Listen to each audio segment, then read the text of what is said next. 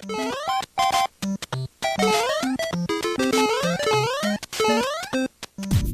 Atari to Nintendo to Sony, the video game world had always been meant for kids. Even as violence and gore in gaming increased with games like Mortal Kombat and Doom, the target demographic was always skewed young. But by the early 2000s, as gamers grew older, the age of the average player had risen enough for a change in game design philosophy. The market had grown to the point where it could tolerate, and in fact desire, mature and adult content in gaming. There was a revolution in the making, if only somebody could get it started. And in 2001, one upstart company founded by unknowns with little gaming experience dared to kick it off, and in doing so became the flag bearer for a new era of gaming and gamers. In so doing, they have become one of the most successful, recognizable, and controversial names in the entire gaming market. A powerhouse force of innovation and bravado that has changed the course of a medium and redefined what an art form was capable of. Two kids from England may never have become the musicians they wanted to be, but that didn't stop them from becoming their own kind of rock star.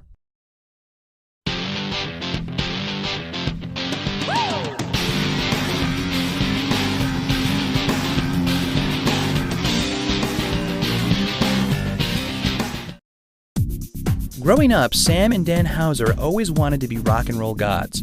But at some point, the two boys from London got exposed to an American import, hip-hop. It quickly became their new inspiration, a musical style that, like rock, was equal parts look, sound, and style that somehow consolidated into one way of life. It was a philosophy that the brothers took to heart, one that would define their later works. Once they finished school, the pair dove straight for their dream and joined major music label BMG in London. Unfortunately, real jobs didn't look like music videos. Their work was dull and boring. Sam and Dan quickly found that being in the heart of the music industry was a far cry from being stars in their own right. As with so many hopeful youths, it looked like reality might kill the dream.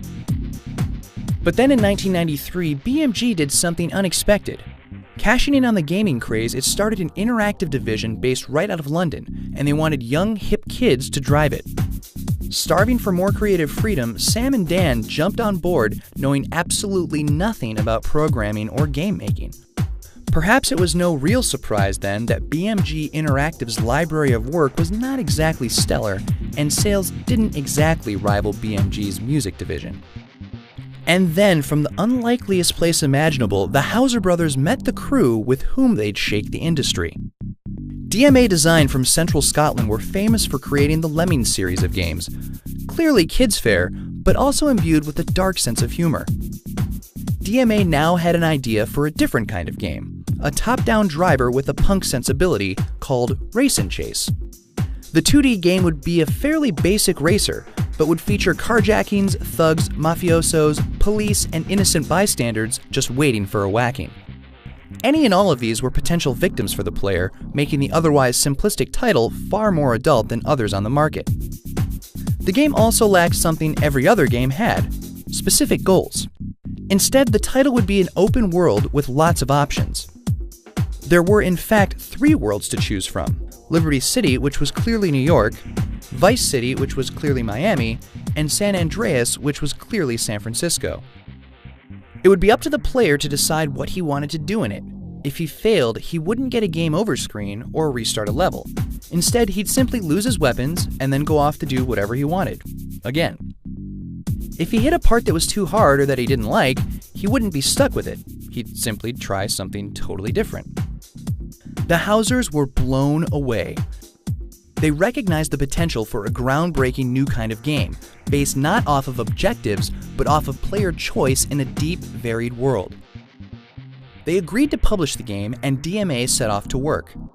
It ended up taking longer than anticipated, nearly 30 months. The freeform nature of the game, which made it so appealing, also made it difficult to code and harder to test. The simple title became a high-risk gamble. But at last, Race and Chase released in 1997, under a new name, Grand Theft Auto. Critics praised it for all the same reasons the Housers had, and it went on to be a success by the standards of BMG Interactive.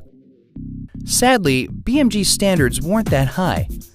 2 million units was nothing to scoff at, but despite GTA's high-octane performance, the publisher was floundering. Their corporate overlords wanted to cut them loose.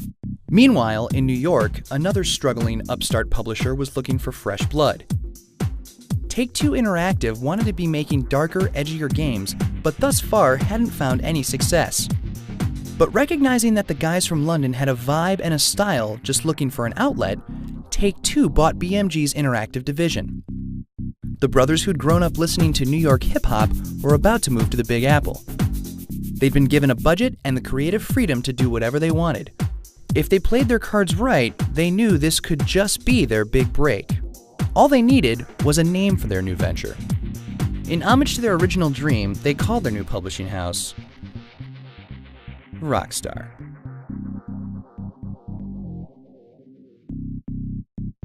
Tune in next time to see how Rockstar turned Grand Theft Auto into a phenomenon.